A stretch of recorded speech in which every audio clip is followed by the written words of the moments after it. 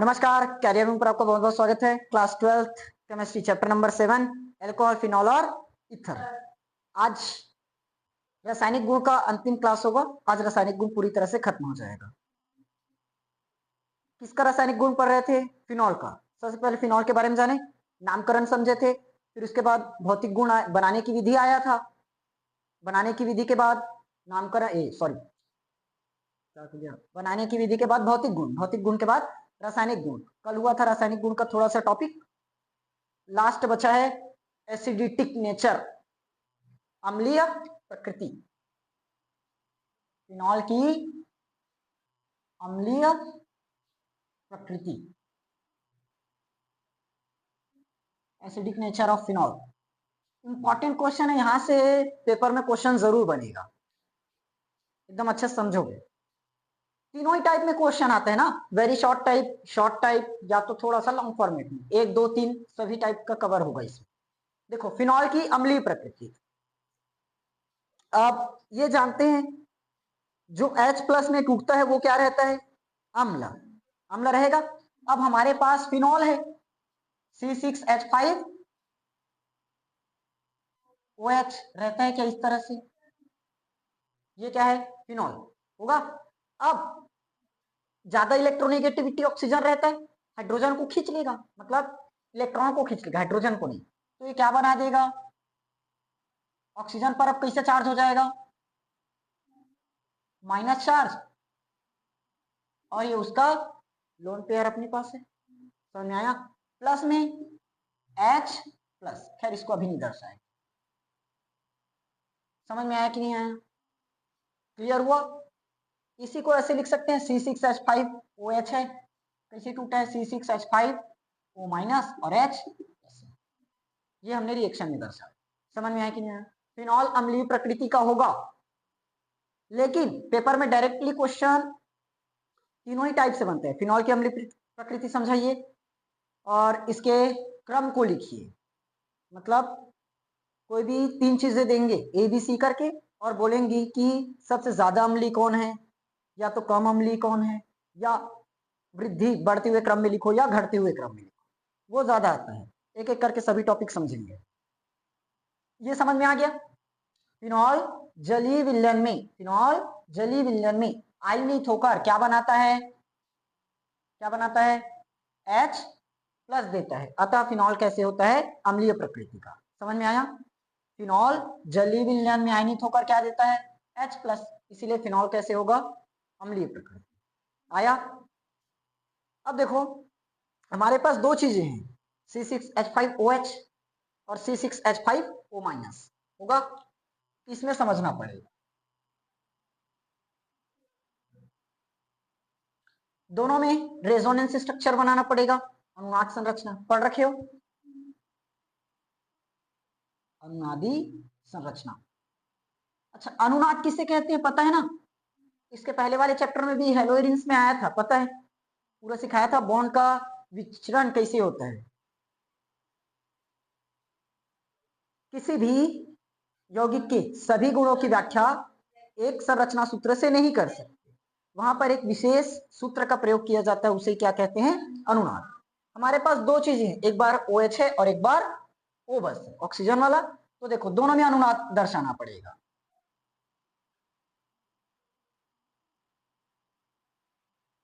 Oxygen 1 2 3 4, ये इस तरह से है क्या अभी? और यहां पर कौन लगा इसके साथ? H है। कौन है? H।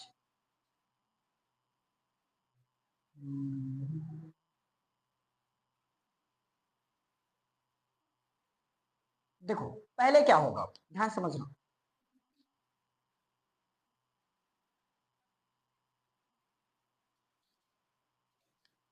यहां पर इलेक्ट्रॉन है, पेयर, इलेक्ट्रॉन का पेयर है। ये क्या करेगा? इस वाले कार्बन पर, मतलब बॉन्ड पर आ जाएगा। तो यहाँ का जो बॉन्ड है वो इस कार्बन पर शिफ्ट हो जाएगा, इलेक्ट्रॉन। समझ में आया? देखो कैसे, ये वाला लोन पेयर मतलब एकाकी इलेक्ट्रॉन युग्म इस जगह पर आया तो बॉन्ड बनाएगा। अब यहां पर डबल बॉन्ड और यहां पर डबल बॉन्ड पॉसिबल नहीं है, सिंगल डबल सिंगल रहना चाहिए अनुनाद में, इसी को बोलते हैं ना कंजुगेशन। सिंगल डबल होता है, वही कंजुगेशन है। तो ये कंजुगेशन तो दर्शाएगा, सिंगल के बाद डबल, डबल के बाद सिंगल, फिर डबल, फिर सिंगल होना चाहिए। तो ये यहाँ पर आया, कार्बन की वैलेंसी डगमगा गई, तो ये वाला इस कार्बन पर चले जाएगा। देखो होगा क्या, ये हमारे पास ऑक्सीजन था H, इतना था, क्या हुआ है, यहाँ को लोन पेयर आया, इस पर आया तो बन गया बॉन्ड, तो लोन पेयर गायब, तो अब यहाँ पर कौन आ गया, माइनस चार्ज आया। अब यहाँ का जो बॉन्ड है वो इस कार्बन पर शिफ्ट हो गया क्या, अरे यहाँ तो प्लस होगा, यहाँ माइनस, समझ में आया, ये वाला बॉन्ड इस कार्बन पर शिफ्ट हो गया तो यहाँ पर आ गया, समझ में आया। अब बाकी एज इट इज रहने दो, क्लियर हो ये पहला। दूसरा स्ट्रक्चर, अच्छा जो देता है उसी पर तो प्लस आता है ना, ये निकाला इसलिए क्या आया प्लस, और यहाँ पर माइनस, समझ में आया। अब यहां से क्या होगा, फिर से ये वाला जो लोन पेयर है वो इस पर आएगा, बॉन्ड बना देगा, फिर से वैलेंसी खतरे में, तो ये वाला क्या होगा, इस कार्बन पर शिफ्ट हो जाएगा।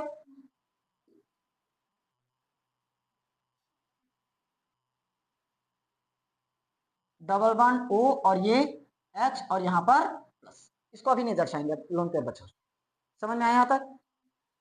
क्या होगा, ये वाला इलेक्ट्रॉन है इस जगह पर शिफ्ट हो रहा है, तो यहाँ का आंसर बन जाएगा बॉन्ड हो गया, और यहाँ का जो इलेक्ट्रॉन है मतलब बॉन्ड वो इस जगह पर शिफ्ट होकर इलेक्ट्रॉन बन गया, आ गया, और ये अपनी जगह पर, समझ में आया, ये लाइन क्लियर।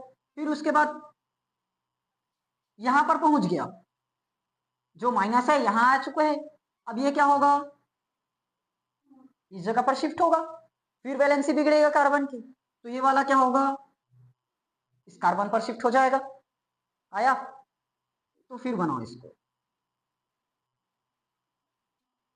OH है अपनी जगह, ये वाला सेम अपनी जगह पर आया, ये माइनस था मतलब लोन पेयर है, वो इस जगह पर चले जाएगा तो क्या बना दिया, बॉन्ड बना दिया।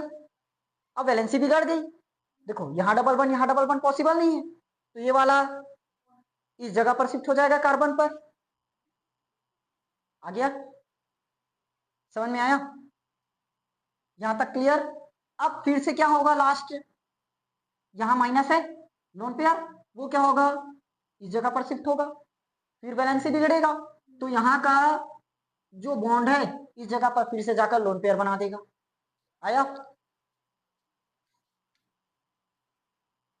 ये कुछ इस तरह से, ये अपनी जगह पर है, यहां से कुछ नहीं हुआ, अपनी जगह पर, यहां इलेक्ट्रॉन था लोन पेयर, वो इस जगह पर चला गया तो यहां डबल बॉन्ड आ चुका, अब वैलेंसी बिगड़ गई, डबल बॉन्ड नहीं रह सकता, तो यहाँ का ऑक्सीजन मतलब जो डबल बॉन्ड था वो इस जगह पर चले जाएगा, तो इस जगह पर जाकर फिर से क्या बना देगा, लोन पेयर बना देगा, और इसके पास पहले से था, देख लो इसको, जो मैं दर्शा नहीं रहा था, लास्ट में दर्शा देंगे, ये वही है, और लास्ट में कौन बचा, H। अब देखो इसमें कैसा था प्लस, इसमें कैसा था प्लस, आया, और ये माइनस वाला वापिस यहीं पर आ गया ना घूमकर, तो दोनों कट गया, इसीलिए यहाँ पर दर्शाते नहीं, समझ में आया कि नहीं आया, दोनों क्यों कटा, क्लियर है, क्योंकि माइनस वाला इस जगह पर आया, फिर उसके बाद ये वापिस जाकर यहाँ पर माइनस करेगा, तो ये तो खत्म, ये प्लस है और माइनस और आ गया तो फिनिश, समझ में आया। एक ही चीज था, एक कहाँ चला गया मेरा,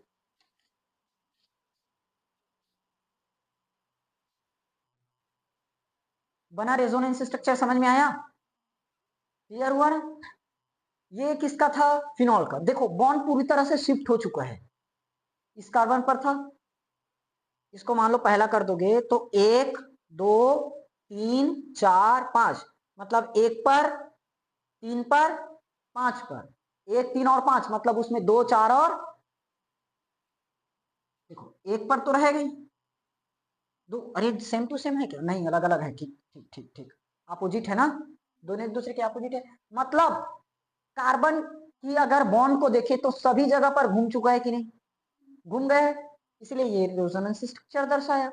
अब याद रखना, जितना ज्यादा रेजोनेंस होगा उतना ही ज्यादा अम्लीय होगा, जितना ज्यादा अनुनाद की संरचना बनेगा उतना ही ज्यादा अम्लीय। देखो कितना अनुनाद संरचना बना, 5, तो ये ज्यादा स्टेबल है, ज्यादा स्टेबल होगा मतलब ज्यादा अम्लीय होगा। समझ में आया? जितना ज्यादा अनुनाद संरचना बनेगा उतना ही ज्यादा स्थिर होगा, स्टेबल मतलब स्थिर, जितना ज्यादा स्थिर होगा उतना ही क्या दर्शाएगा, वो अम्लीयता दर्शाएगा। समझ में आया? ये किसके, फिनॉल का। अब ये बना है, ये कौन सा आयन है पता है? Phenoxide ion. सोडियम फिनॉक्साइड लिखते हो, ओ एन ए याद है, तो एन जुड़ जाता है इसलिए सोडियम फिनॉक्साइड बनता है, लेकिन यहाँ कुछ नहीं है तो सिर्फ फिनॉक्साइड है। समझ में आया? इसके पहले कई सारे रिएक्शन में C6H5ONA बनाए हैं, उसको क्या बोलते हैं, सोडियम फिनॉक्साइड, लेकिन यहाँ पर सोडियम लगा नहीं है तो सिर्फ क्या है, फिनॉक्साइड आयन। अब इसमें अनुनाद बताना पड़ेगा, यहीं से मेन चालू होगा ना, दोनों की तुलना, अम्लीयता का क्रम। देखो सेम दर्शाते हैं इसको, ये। अब बताओ पहले, यहां पर अपने पास कौन है, ऑक्सीजन बस है कि नहीं, इसके पास माइनस है कि नहीं, लोन पेयर है कि नहीं। अब ये और इलेक्ट्रॉन गए इसलिए क्या आया है, माइनस आया है। समझ में आया?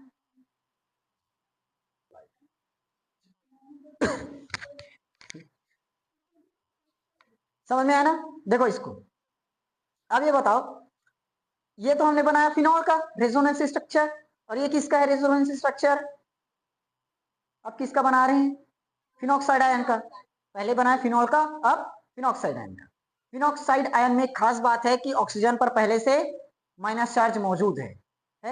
फिनॉल में था क्या, फिनॉल में सिर्फ O और H था, जहां माइनस चार्ज पहले से नहीं था।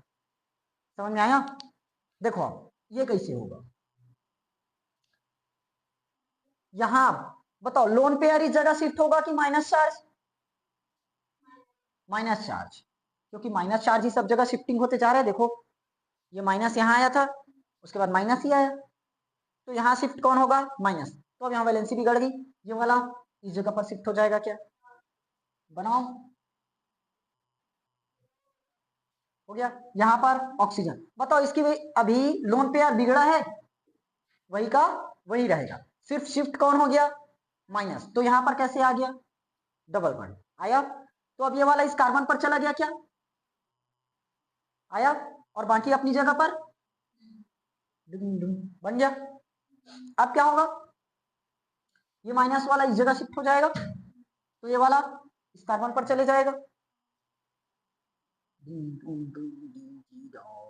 अरे सॉरी, ऑक्सीजन 1 2 3 4 माइनस, अरे ऐसे कैसे कर रहा हूँ मैं, तुम लोगों के पास दिमाग है, वही तो है। समझ में आया? चलो देखो ध्यान से, यहाँ माइनस था, इस जगह पर आ गया, क्या बन गया, बॉन्ड। ये वाला इस जगह पर आ गया, माइनस आ गया ना, तो ये तो अपनी जगह पर रहेगा, इसके साथ कुछ कुछ बदलाव नहीं हुआ है। फिर क्या होगा, ये वाला इस जगह पर शिफ्ट होगा और ये इस कार्बन पर शिफ्ट होगा, 4 हुआ क्या, 5वां है ना, सॉरी चौथा ही है। देखो डबल वन था, क्या होगा, यहाँ लोन पेयर है माइनस, वो क्या होगा, इस जगह पर चले जाएगा, आ गया बॉन्ड, और ये वाला इस कार्बन पर शिफ्ट हो गया, इस जगह पर आ गया। ठीक, समझ में आया? लास्ट क्या बचा, ये इस जगह पर जाएगा, तो यहां से ये फिर से हटकर यहाँ आएगा, आया 1 2। अब देखो यहाँ का जो माइनस है इस जगह पर शिफ्ट हो रहा है, मतलब यहाँ पर बॉन्ड आ गया, वैलेंसी खत्म, तो यहाँ पर ऑक्सीजन सिंपल में रहेगा, सिंगल में, तो यहाँ का जो बॉन्ड है इस जगह पर जाकर फिर से क्या बना देगा, माइनस। समझ में आया? और हमारे पास ये तो पहले से था। समझ में आया? अब बताओ माइनस खत्म हो पाया क्या, माइनस वहीं का वहीं पहुंच गया, क्यों, खत्म होने के लिए कुछ था ही नहीं, कहां से कर पाएगा, क्योंकि माइनस ही था, माइनस ही बार बार स्थानांतरित हुए ना, इसी को बोलते हैं डीलोकेलाइजेशन। समझ में आया? अब मुझे बताओ दोनों में ज्यादा स्टेबल कौन है? ऊपर फिनॉल और फिनॉक्साइड, फिनॉल और फिनॉक्साइड, दोनों में ज्यादा स्टेबल कौन? ज्यादा स्टेबल फिनॉल। कारण? अच्छा, स्टेबल बताने के लिए इन कंडीशंस को याद रखो। सबसे पहले पूरे का पूरा रेजोनेंस स्ट्रक्चर काउंट कर लो, ये एक पहला तरीका है मस्त अम्लता बताने का। रेजोनेंस, दोनों में कितना रेजोनेंस स्ट्रक्चर है? 5 है। ये 2 4 5, इसमें भी 2 4 और 5, तो इससे तो पता नहीं चला। दूसरा, चार्ज का डीलोकलाइजेशन चेक करो, ये इंग्लिश में वही है, हिंदी में भी वही है। उसको लगभग ऐसे बोल सकते हो, विस्थानित, स्थानित, स्थानांतरित, फैलना पूरा ना, इतना याद रखना है। पूरी तरह से मतलब काम करना, जैसे तुम लोग घर में आलसी किस्म बच्चे बैठे रहते हो ना, और तुम लोगों के माता पिता काम करते रहते हैं, फिर भी चिल्ला दो, वो लोग है डीलोकलाइजेशन, और तुम लोग लोकलाइजेशन, एक जगह बैठे हुए। आया? हाँ, समझ में। तो बताओ, स्थानांतरित दोनों में तो हुआ है, स्थानांतरित दोनों में हुआ है। माइनस चार्ज, बताओ इसको कौन सा कंडीशन बोलते हैं? आर्थो, इसको मेटा और इसको पैरा। बताओ माइनस चार्ज कौन कौन से कंडीशन में आए हैं आर्थो, मेटा और पैरा में? बताओ ना। माइनस चार्ज कहां कहां पर बसा हुआ है? आर्थो पर है और पैरा पर है। बताओ मेटा पर कहीं लग पाया क्या? ये मेटा कंडीशन है ना, यहाँ OH रहता है, इसको बोलते हो आर्थो, ये भी आर्थो, ये वाला मेटा, ये भी मेटा, और ये बीच में बच गया वो पैरा। तो जो माइनस है कहां कहां पर लगा हुआ है? देखो, आर्थो में दिख रहा है और पैरा पर दिख रहा है। मेटा पर है क्या? इसमें चेक करो, इसमें भी आर्थो पर है और पैरा पर है, इसमें मेटा पर नहीं है, तो इससे भी पता नहीं चला, इससे भी पता नहीं चला। दोनों में कौन कौन से कंडीशन में जुड़ा है? आर्थो और पैरा पर। लेकिन तीसरी चीज से पकड़ में आएगा, देखो ध्यान से, यहां पर चार्ज सेपरेशन, चार्ज सेपरेशन ये पता कर दे। चार्ज सेपरेशन मतलब अलग अलग चार्ज होना, अलग अलग चार्ज रहना। देखो यहां पर प्लस है और इस जगह माइनस है, दोनों चार्ज मौजूद है, लेकिन यहां पर सिर्फ माइनस है, प्लस है क्या? क्योंकि ऑक्सीजन पर माइनस था। तो क्या पता चला? फिनॉल में लोन पेयर इलेक्ट्रॉन के कारण माइनस आया, लोन पेयर इलेक्ट्रॉन के कारण क्या हुआ? माइनस आया और डिलोकलाइज हुआ। लेकिन फिनॉक्साइड में क्या हुआ? सिर्फ लोकलाइज बस हुआ है, किसके कारण? इलेक्ट्रॉन के कारण, इलेक्ट्रॉन माइनस चार्ज के कारण। ठीक, फिनॉक्साइड में किसके कारण हुआ? माइनस चार्ज के कारण। और फिनॉल में किस कारण हुआ? लोन पेयर के कारण। समझ में आया?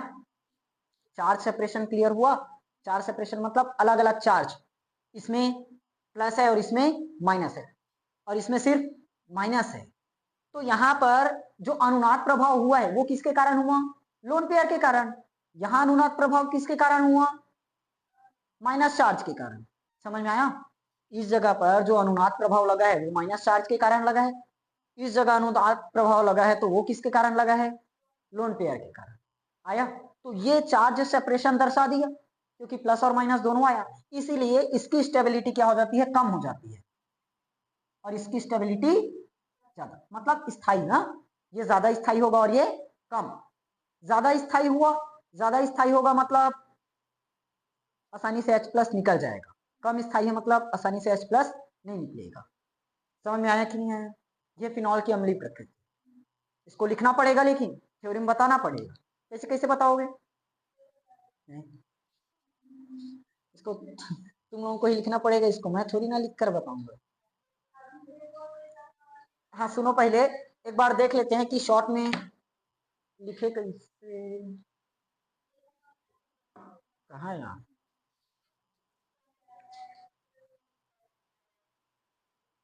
बताओ। हाँ सुनो सुनो सुनो सुनो सुनो, इधर देखो, फिनॉल से H प्लस निकलता है तो कौन सा आयन बना?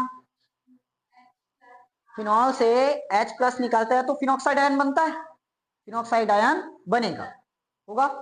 लेकिन अब पूरा वर्णन कैसे करवाऊं, मैं तो समझा दिया। समझ में आया है ना क्या क्या हुआ है? अब पेपर में कैसे लिखेंगे, एग्जाम में दर्शाना पड़ेगा।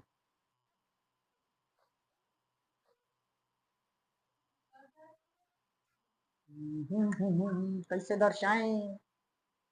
सुनो, इसको लिखना तो पड़ेगा, कुछ इस टाइप से लिखना। देखो, फिनॉल है, फिनॉल से H प्लस निकलने के बाद क्या बना? Phenoxide ion. फिनॉल से H प्लस निकलने के बाद क्या बनता है? Phenoxide ion. पहले सुन लो ना ध्यान से, होगा। फिनॉल के, फिनॉल के ऑक्सीजन में उपस्थित, फिनॉल के ऑक्सीजन में उपस्थित लोन पेयर इलेक्ट्रॉन के कारण, इसके कारण लोन पेयर इलेक्ट्रॉन के कारण कौन कौन से कंडीशन? आर्थो और पैरा, आर्थो और पैरा पर चार्ज का क्या होता है?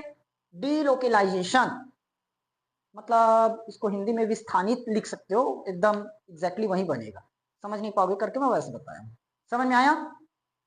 पहला क्या बताया? फिनॉल में ऑक्सीजन पर उपस्थित लोन पेयर इलेक्ट्रॉन के कारण आर्थो और पैरा पर क्या हुआ है? डीलोकेलाइजेशन। समझ में आया? उसके बाद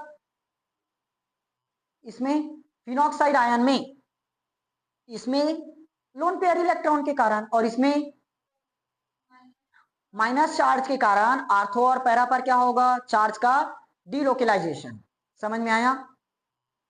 यहां तक क्लियर? जिसके कारण फिनॉक्साइड आयन क्या होगा? ज्यादा स्थायी होगा। फिनॉक्साइड आयन क्या है? ज्यादा स्थायी। क्यों? क्योंकि इसमें क्या आ चुका है? चार्ज सेपरेशन, मतलब चार्ज का पृथक्करण, एक बार प्लस चार्ज और एक माइनस चार्ज। ये भी स्थायी है लेकिन इसकी तुलना में कम स्थायी है। समझ में आया? दोनों ही अम्ल है, इसकी तुलना में ये क्या है? कम स्थायी, और ये ज्यादा स्थायी। क्यों हुआ? क्योंकि दोनों में कंडीशन तो सेम है। अनुनाद प्रभाव 5 दर्शाया कि नहीं? इसमें भी 5 दर्शाया कि नहीं? आर्थो और पैरा पर चार्ज का डिलोकलाइज हुआ है कि नहीं? दोनों में हुआ है, लेकिन एक जगह अंतर हो गया, इसमें चार्ज सेपरेशन हो गया और इसमें चार्ज सेपरेशन नहीं हुआ।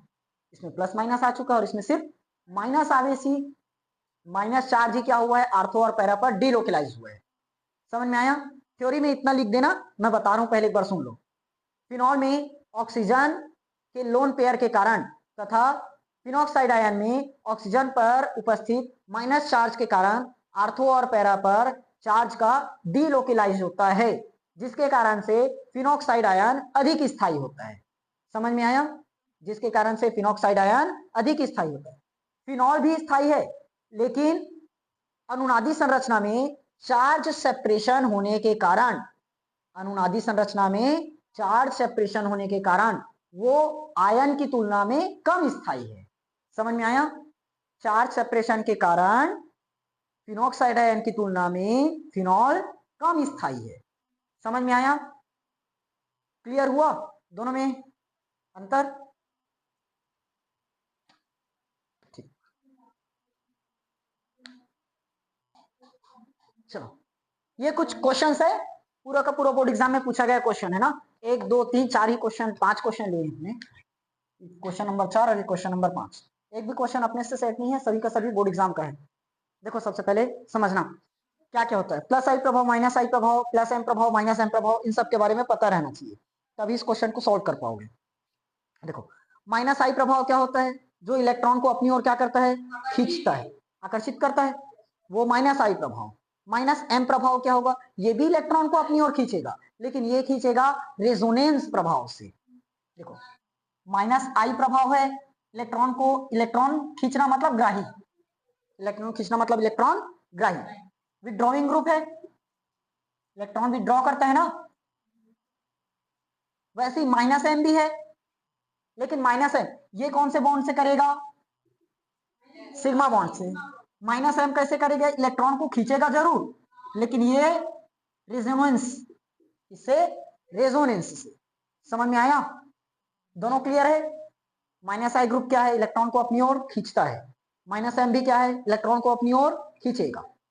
और प्लस एम क्या है? अब पता चल गया, प्लस आई और प्लस एम दोनों एक दूसरे के अपोजिट, इलेक्ट्रॉन दाता। समझ में आया? इलेक्ट्रॉन दाता। क्लियर हुआ? अब होगा क्या क्या क्या क्या होगा? अगर माइनस आई ग्रुप है, क्या है? माइनस आई ग्रुप, तो वो क्या होगा? ज्यादा स्थिर होगा। स्थिर क्या होगा? ज्यादा। ज्यादा स्थिर होगा मतलब अम्लता भी क्या होगा? ज्यादा। समझ में आया? ज्यादा स्थिर होगा मतलब अम्लता भी क्या होगा? ज्यादा। सेम कंडीशन, ज्यादा स्थिर होगा तो अम्लता भी ज्यादा। क्यों? क्योंकि एनर्जी क्या हो जाती है इसकी? कम। इनकी एनर्जी क्या हो जाती है? समझ में आया? एनर्जी क्यों हो जाती है कम? इलेक्ट्रॉन को क्या कर रहे हैं? अपनी ओर खींच रहे हैं, तो डेंसिटी बढ़ा देगा, डेंसिटी बढ़ा देगा। प्लस आई जस्ट अपोजिट होगा। समझ में आया?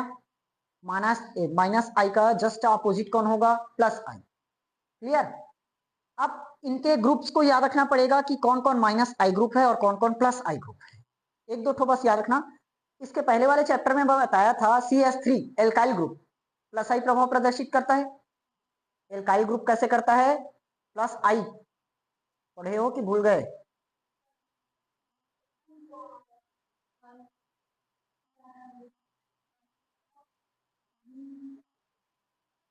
प्लस आई प्रभाव और माइनस आई प्रभाव याद रखो।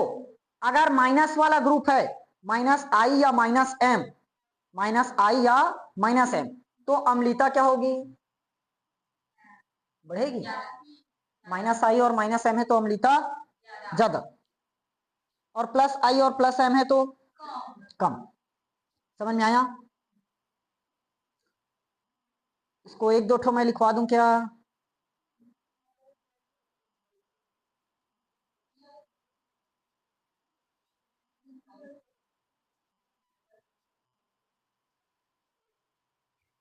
इसी में करवा देता हूं ना, यहाँ जितना भी लिए हैं उसी पर बता देता हूं। देखो NO2 कैसे है? माइनस आई ग्रुप प्रदर्शित करता है। NO2 माइनस, इसके साथ और है ना कई सारे हैं, जैसे COH हो गया, Cl हो गया, ये सब माइनस आई वाला है।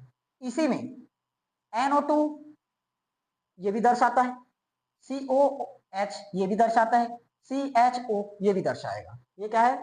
Minus M. ये पूरा 11th का टॉपिक है, इसलिए मैं यहाँ पर सिर्फ बेसिक रिवाइज बस करवा रहा हूँ ऐसे।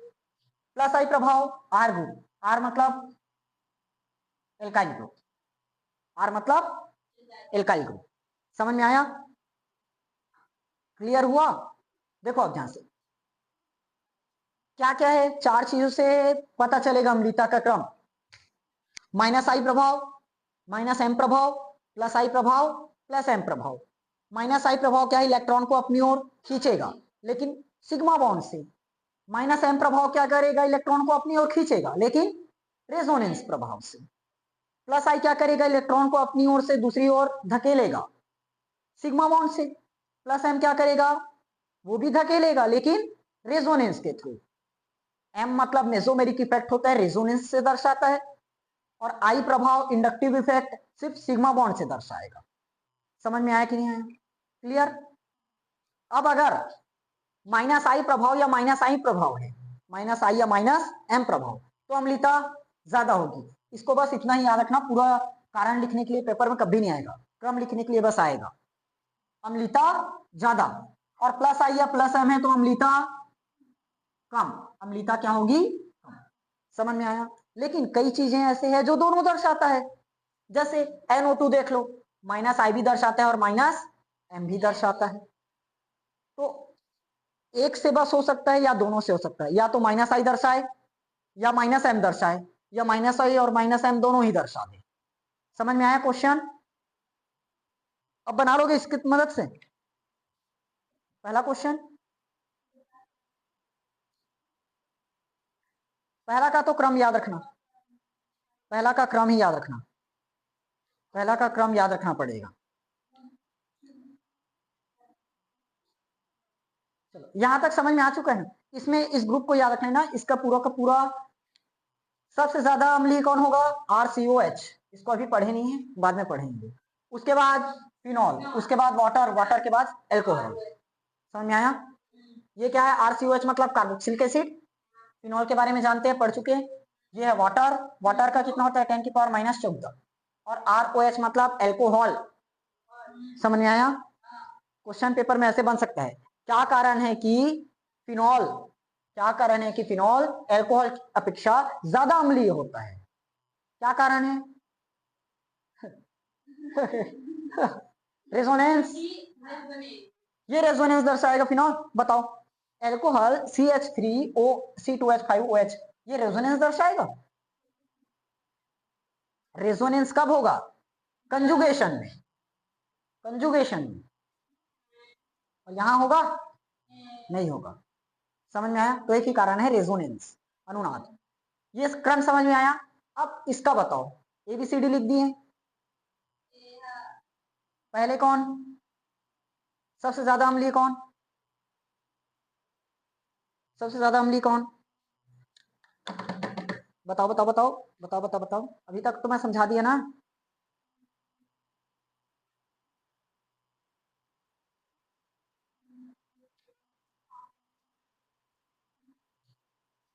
देखो, चार्ज का डीलोकेलाइजेशन कहां कहां पर हुआ है फिनॉक्साइड आयन में, आर्थो और पैरा पर।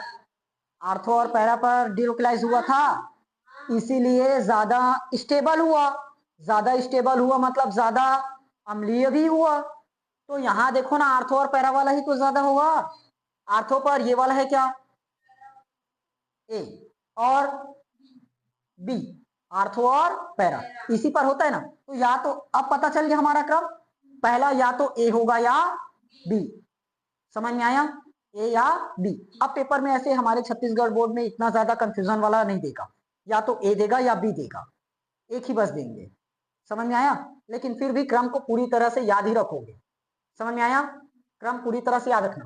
पहले आएगा आर्थो नाइट्रोफिनॉल। क्यों, इसको क्यों मान लेते हैं, क्योंकि ये OH के क्या है, एकदम नजदीक है। समझ में आया? इसीलिए ज्यादा आसानी से होगा इसमें प्रभाव। NO2 कैसा है, NO2 ग्रुप देखो, बताओ। ये रहा NO2, बताओ माइनस आई दर्शाता है कि नहीं दर्शाता, माइनस M दर्शाएगा कि नहीं दर्शाएगा। और -I -M दर्शाया मतलब वो क्या होगा, ज्यादा अम्लीय। तो वैसे में तो NO2 दोनों में है, दोनों दर्शाएगा, -I और -M। लेकिन ज्यादा कौन दर्शाएगा, आर्थो वाला, क्योंकि OH के क्या है, एकदम नजदीक है। OH के नजदीक है मतलब इलेक्ट्रॉन को एकदम आसानी से खींच लेगा क्योंकि पास में है। समझ में आया? -M प्रभाव क्या करता है, इलेक्ट्रॉन को अपनी ओर खींचता है, ये उसका गुण है। तो ये नजदीक है, इसीलिए पहले कौन आएगा, आर्थो। आर्थो मतलब ए, सबसे ज्यादा। उसके बाद कौन आना चाहिए अब तो, पैरा, क्योंकि आर्थो और पैरा पर ही अपवाद आया था ना, मतलब दो कंडीशन में फंसे थे। तो आर्थो तो लिख लिए, अब कौन आ जाएगा, पैरा। उसके बाद कौन आ जाएगा, मेटा। मेटा उसके बाद, मतलब कौन सा नंबर है मेटा, डी। उसके बाद सी आ जाएगा। समझ में आया? सबसे ज्यादा अम्लीय आर्थो, उसके बाद पैरा, उसके बाद मेटा, और लास्ट में सिर्फ फिनॉल। क्रम समझ में आया? इस तरह से बना लोगे पेपर में, हो जाएगा। अब ये कहाँ है, अच्छा पहला दूसरा, ये तीसरा नंबर में देखो, अब क्रिसॉल आ गया।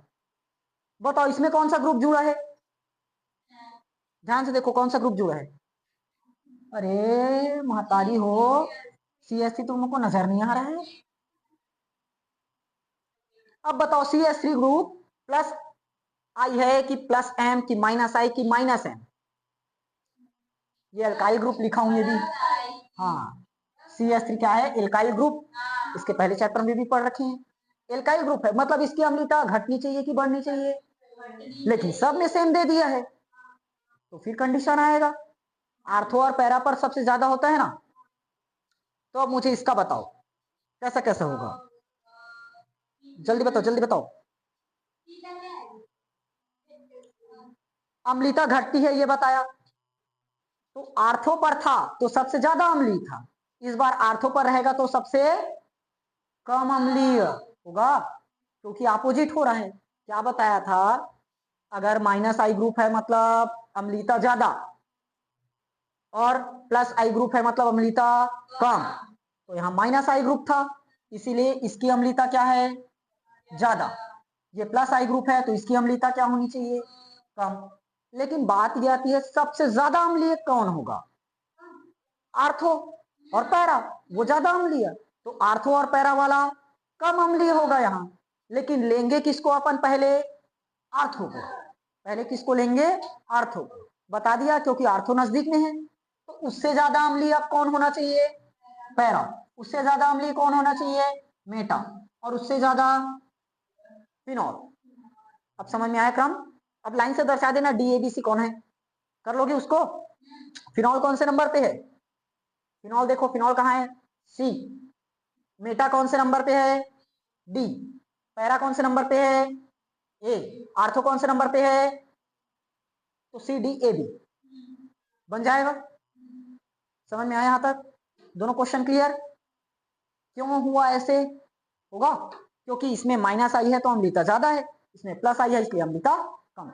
अब दोनों को मिक्स कर देते हैं, प्लस आई भी और माइनस आई। इसमें बताओ, एक क्वेश्चन तो और था, अच्छा ये दोनों क्वेश्चन और है, ये हो गया दूसरा तीसरा, कहा मैं कितना ज्यादा लिख दिया हूं, ये दो बस बचा है ना। अब इसमें बताओ, ये क्या है, 2,4,6 ट्राई नाइट्रोफिनॉल, क्या चीज है ये बताओ तो।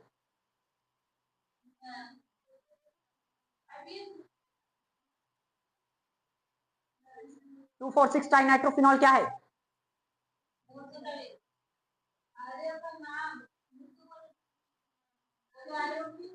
उसको क्या चीज बोलते हो, 2,4,6 ट्राई नाइट्रोफिनॉल को क्या बोलते हो। कल एक चीज पढ़ाया था, कल मैं पिक्रिक अम्ल पढ़ाया था, याद है। पिक्रिक अम्ल बता रहा हूं तो ट्राई ट्राई वाले, कल पढ़ाया नहीं था पिक्रिक अम्ल, परसों। कल तो वो नहीं लगा था, उसके पहले दिन तो क्लास लगा था। चलो बताओ तो इसमें फिलहाल NO2 ग्रुप बताओ, NO2 ग्रुप माइनस आई प्रभाव भी प्रदर्शित करेगा और माइनस आई दर्शाएगा और माइनस एम, तो इसकी अम्लीयता ज्यादा होनी चाहिए कि कम, इसकी अम्लीयता ज्यादा होनी चाहिए। तो सबसे ज्यादा अम्लीय कौन हुआ, क्योंकि इसमें माइनस आई भी है और माइनस एम भी है, तो सबसे ज्यादा अम्लीय। अब बताओ साइक्लोहेक्सेनॉल और फिनॉल, साइक्लोहेक्सेनॉल और फिनॉल, इसमें कौन आएगा पहले, फिनॉल, उसके बाद लास्ट में साइक्लोहेक्सेनॉल। समझ में आया। अब लास्ट बच्चा, इसको अब तुम लोग बताओ, देखता हूं कितना समझे हो। ये क्वेश्चन है 2024। अब बताओ, सबसे पहले बी, उसके बाद ए, फिर ऐसे सहमत एंड ना सहमत हाथ खड़े कर दें, हम समझ जाएंगे, हम समझ जाएंगे।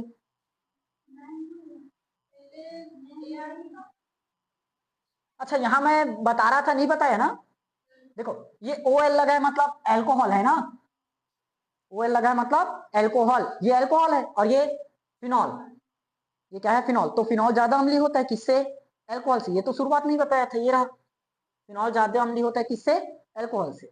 ये एल्कोहल है और ये फिनॉल है, तो फिनॉल ज्यादा अम्लीय होगा इसलिए फिनॉल आया, और एल्कोहल कम इसलिए लास्ट में एल्कोहल आया। अब आया, इसको बताओ फिलहाल। देखो बी, NO2, NO2 जुड़ा है, NO2 कैसे है, माइनस आई प्रभाव और माइनस एम, तो इसकी अम्लीयता सबसे ज्यादा होनी चाहिए, तो से।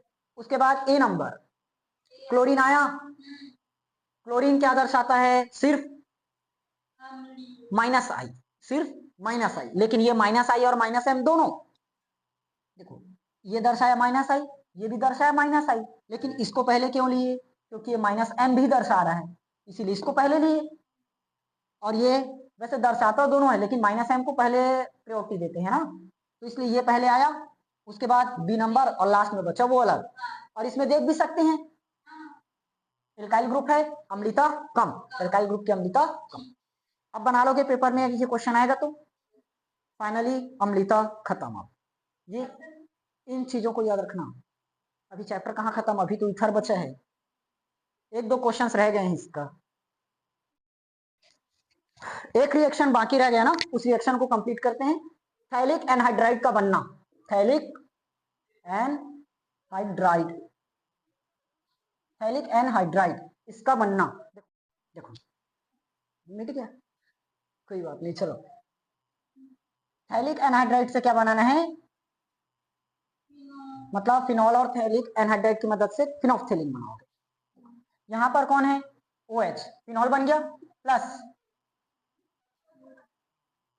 ये भी कौन है, फिनॉल आया। अब बनाओ थैलिक एनहाइड्राइड। थैलिक एनहाइड्राइड का फॉर्मूला कुछ इस तरह से, यहां carbon double bond oxygen, carbon double bond हो गया। अब बताओ ऑक्सीजन की वैलेंसी कितना होती है, 2, बन गया थैलिक एनहाइड्राइड। कार्बन की वैलेंसी 4, 1 2 3 4, 1 2 3 4, ऑक्सीजन की वैलेंसी 2 2, खत्म। अब होगा क्या, अच्छा यहां पर सब जगह हाइड्रोजन तो रहता ही है, हाइड्रोजन रहेगा, तो इस जगह पर भी कौन है, इस जगह भी, तो कोई भी 2 हाइड्रोजन निकाल दो और 1 ऑक्सीजन निकाल दो, निकल गया बाहर, सबको ऐड करो। कौन खुशबू, कौन खुशबू,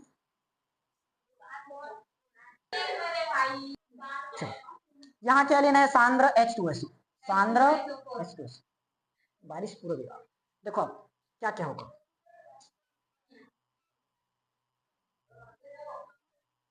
ऑक्सीजन हाइड्रोजन ऑक्सीजन हाइड्रोजन। अब सुनो, यहां पर कौन रहेगा, कार्बन, कार्बन की वैलेंसी टोटल कितनी, 4 होगी। देखो इस चीज को यहीं से गायब कर दो, मैं कर देता हूं, कर दिए। अब कार्बन की वैलेंसी रहना चाहिए 4, एक के साथ जुड़ाइए, एक के साथ जुड़ाइए, और ये इस तरह से इसी स्ट्रक्चर को सेम वहां पर ऐड कर लो। अब बना लोगे, खत्म, फाइनली ये खत्म, कल से पढ़ लेंगे इथर, कुछ नहीं है।